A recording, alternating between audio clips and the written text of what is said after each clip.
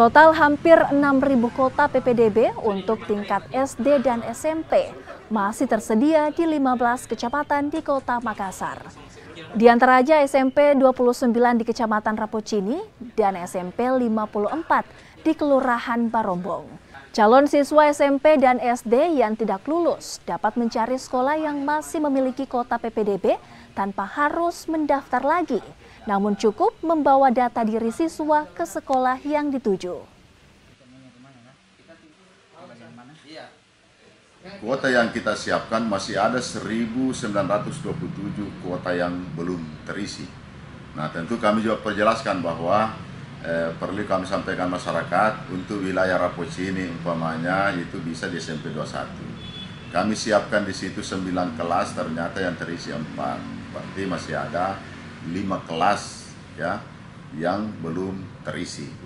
Yang ada di ujung pandang itu kita kan ada alternatif seperti warga Tamalate itu ada yang di Barombong itu ada SMP 54 itu masih besar kemungkinan itu masih ada beberapa kuota. Nah, itulah yang tersebar di daerah Biringkanaya semua.